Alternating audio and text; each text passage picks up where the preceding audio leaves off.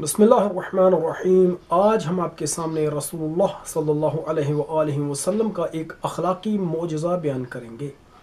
مولا امام موسیٰ کاظم علیہ السلام بیان فرماتے ہیں کہ آپ نے ارشاد فرمایا، ایک یہودی مدینہ میں رسول اللہ صلی اللہ علیہ وآلہ وسلم سے چند دینار کا طالب تھا۔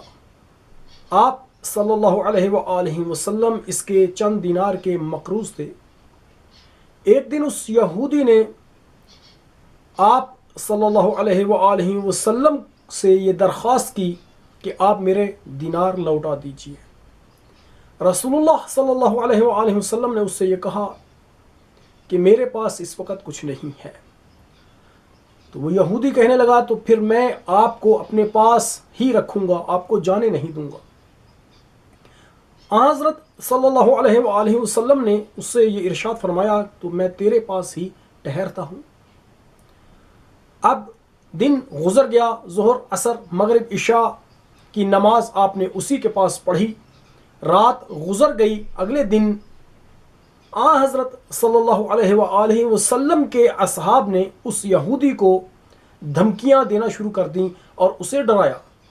تو آپ حضرت صلی اللہ علیہ وآلہ وسلم نے اپنے اصحاب کی طرف دیکھا اور ان سے یہ فرمایا کہ تم اس کے حق میں کیا کرنا چاہتے ہو؟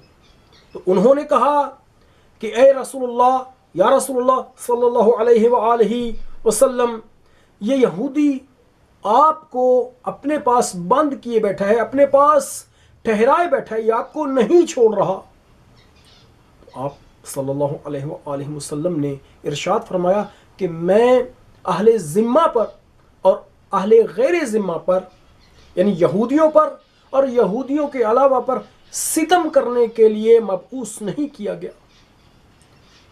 آپ صلی اللہ علیہ وآلہ وسلم اس کے پاس رہے یہاں تک کہ اس یہودی نے خود ہی آپ صلی اللہ علیہ وآلہ وسلم سے یہ عرض کیا، یا رسول اللہ، میں نے جو آپ کو اپنے پاس محبوس رکھا، اپنے پاس ٹھہرائے رکھا، اس سے میری صرف و صرف یہی غرض تھی کہ میں نے آپ کے بارے میں تورات میں یہ پڑھا تھا کہ آخر الزمان میں ایک نبی مبعوث ہوگا کہ جس کی ولادت مکہ میں ہوگی اور اس کی ہجرت جو ہے مدینہ میں ہوگی، اور وہ مسلمانوں کے علاوہ پر وہ خشمگین نہیں ہوگا، وہ کسی پر غصہ نہیں کرے گا، وہ کسی سے کینہ نہیں رکھے گا، وہ اونچا نہیں بولے گا، اونچی آواز سے نہیں بولے گا۔ یا رسول اللہ، میں نے جو آپ کو اپنے پاس محبوس رکھا، میں صرف آزمانا چاہتا تھا، آپ کو دیکھنا چاہتا تھا کہ آپ کا اخلاق اس صورت میں کیسا ہوتا ہے۔ یا رسول اللہ، آپ کا اخلاق انبیاء ہے۔ یا رسول اللہ، آپ کا اخلاق ویسے ہی ہے جیسے میں نے تورات میں آپ کے بارے میں پڑھا تھا۔ یا رسول اللہ، میں گواہی دیتا ہوں، اشہد اللہ الہ الا اللہ و اشہد انکا رسول اللہ۔